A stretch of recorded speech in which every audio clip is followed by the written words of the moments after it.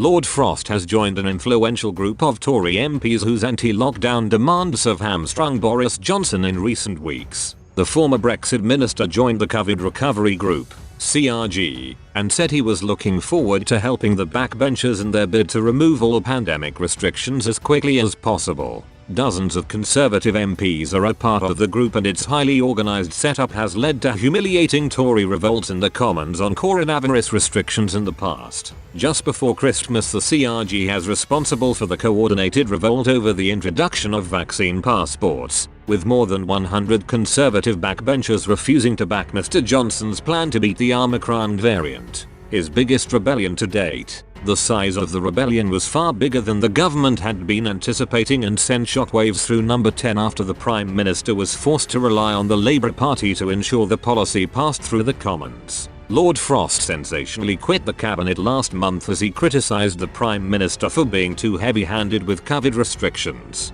In his resignation letter, he cited concerns about the current direction of travel of government policy. He said the UK needed to learn to live with COVID and must not be tempted by the kind of coercive measures we have seen elsewhere. Lord Frost promised to continue supporting the Prime Minister even though he had left government. Together we have put this country onto a new path. I am confident that under your leadership this newly free Britain can succeed and prosper hugely, he said. Support for the CRG from a political heavyweight such as Lord Frost will only heap further pressure on Mr. Johnson, who is already wrangling with how to best tackle the threat of the Omicron COVID variant while keeping his party on side. Opposition politicians have accused the Prime Minister of failing to introduce further restrictions to fight the highly transmissible strain because he is worried about backlash from his party. Sir Keir Starmer has claimed Mr. Johnson is too weak to lead the country through the pandemic. The Prime Minister says he has rejected calls for further COVID restrictions as the data currently does not support further intervention.